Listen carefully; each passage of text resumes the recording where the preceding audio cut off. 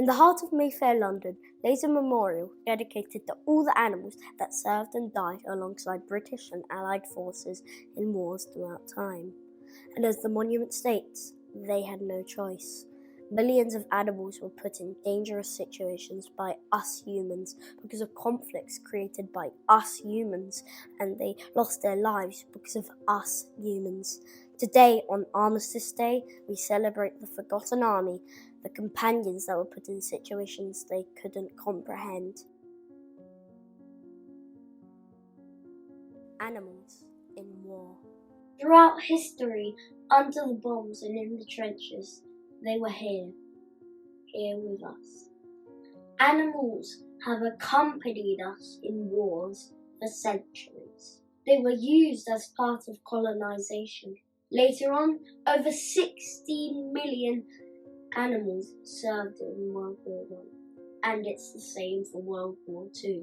They are also victims of wars, but they are also heroes.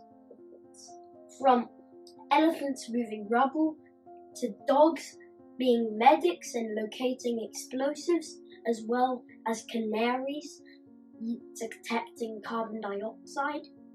Animals have played a massive role in saving us and bringing peace to the world, but they are still killed today, even though they saved our lives. Today, on Leo's Animal Planet, we are looking at the vital roles that animals played.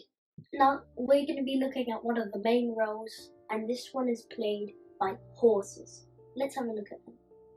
Horses played a massive role throughout the history of war. Now, I don't know if any of you have read the book called War Horse. Now, War Horse is all about a horse who went to war, and there's a painting of him in a town hall. That's all I know so far about it because I'm reading it. Horses were used as medics, carrying medicine and stuff like that. Also nice companions. Did you know that the hay that was given to horses was a bigger budget than the budget for weapons? The horses and donkeys were part of a massive, huge network of medical services. I mean, they played a big role for both sides. Like, the entire Nazi army was literally just men on horses. It is calculated that most horses died after 2 weeks in the battlefield. 40% of them. And I know it's not the majority, but it's still a lot. A tragic number. Now, nowadays, we don't use horses for like military wars and stuff. We normally use planes and cars and tanks. But the police, they still use horses for parades. And that's not only dangerous for the horses, but also dangerous for us. Cats also played part of the war. Now, our feline friends aren't unfamiliar with war. They have fought many times in World War I and World War II. And they were used to kill mice, prevent disease by killing the mice, and stop the mice from eating all the food.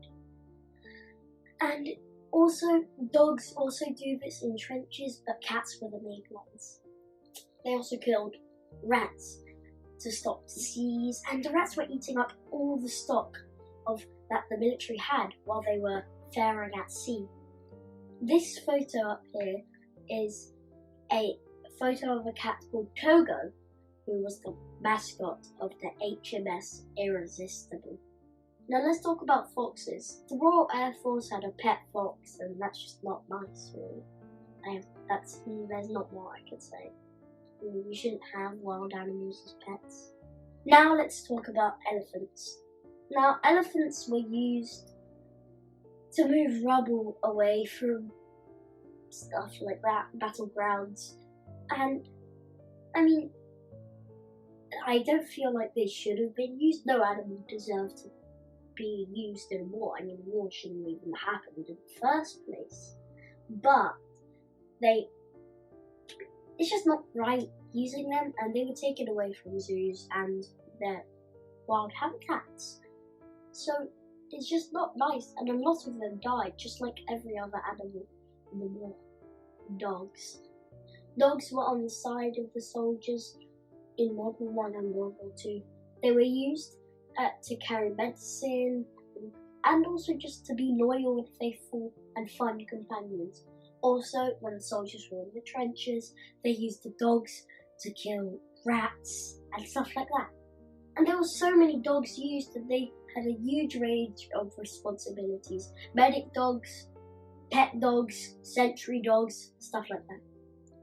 Dogs also helped soldiers who may have had PTSD, which is like post-traumatic stress, and basically they can't get over that idea, so dogs were used as therapy dogs. And they help so much, and they're allowed to be called man's best friends, but so are every other animal. Now dogs, this was probably a very hard thing for them, but they had to be trained to stay quiet and not bark or growl. So even some American and British people had to donate their dogs, so there were loads and loads and loads and loads and loads of training camps to train dogs and to be sent to the war. And they were such heroes, and there's one called Smokey the Yorkie. And Smokey the Yorkie went alongside the American soldiers and saved countless people. Now, there's a dog called R.I.P. It's not a very nice name, I'll be honest. It was adopted by the Poplar, which is air kind of fighting services in East London. And in the Blitz, he located a bunch of animals and people under the rubble and saved so many lives. There was a dog called Judy who saved thousands of lives in the Second World War and was a war prisoner. Now let's talk about pigeons. There wasn't a radio yet in 1914 to 1918, so pigeons were used, and some were awarded some very high-class army medals. So there was no communications between headquarters and army forces, so they just had to hope that they were okay. And pigeons were basically used to go through and send messages all around the world, across sea to land. And I have a question that's never really going to be answered. How do pigeons know where they were going? It's crazy. They're just really smart, not dull-minded and nerdy, as people call them. Now, an enemy pigeon is like, they want to kill all of them. And I'm not sure if this is true, but the submachine gun, which is like a scary gun, it was invented, I believe, to shoot down pigeons in World War One. Did you know that in World War Two alone, the Great Britain used 250,000 pigeons, and pigeons were even used for espionage. They put cameras around the pigeon's waist or anything around their belly, and it spied on places that they could bomb and attack. Ravens and crows were also used for surveillance. Now let's talk about a very famous pigeon who saved 194 soldiers, Cher Ami. And this Cher Ami won probably the highest class medal an animal could ever get. And there was a pigeon called Gustave, who was a British pigeon. Now, Gustave, he went from France all the way to Portsmouth and told them that D-Day was about to happen. That is 150 miles in air across sea. Now, Gustave was given the Dickens Medal in December 1944. Now, let's talk about hawks and falcons. Did you know that they were actually enemies to both sides? And they were basically killed. Did you know that there was an MI5 unit just created to kill falcons and hawks? Just because they tried to follow their ecosystem and their life, just because they hunt pigeons. But then the military realised that they could trade the hawks and the falcons, and boom, they could kill the enemy's pigeons. Now let's talk about rats and mice. Now, to the soldiers, they were vermin. Now, a lot of people say that soldiers hated rats. I mean, they were so depressing. There were such depressing times that they really just needed companionship, so lots of the soldiers adopted rats. Yes, when we were billeted in this farmhouse, there were about half a dozen of us in the loft, which had a beautiful soft bed of hay, and we were very, very comfortable. But a couple of rats we noticed in the rafters. We became quite friendly with them. They used to come down, and we used to give them morsels of food. Now, there was a tiny little mouse called Eustace or Eustace, I'm not sure, but it was adopted by the British soldiers just as a cute little pet, and I thought that was quite cute, you know. Let's talk about bats. Now, bats were used, not many died, but they were still used in such a cool way. They would drop bombs on German and Nazi factories and warehouses and stuff like that. It's not nice. Now let's talk about camels. Now, camels were used to transport weapons, food, water, etc., etc., and also when they were moving across desolate landscapes like the desert. Now, after the First World War had finished, Canada donated a bear called Winnipeg, and he was the mascot of Canadian soldiers. And the Canadians donated it to the London Zoo in 1918. But did you know that Winnie the Pooh was inspired by Winnipeg? Now, if the fire went out on the torch, the soldiers would use something called glowworms in the trenches. Now, these glowworms would light up the entire area. And did you know that 10 glowworms can emit the same amount of light as one torch or one street light?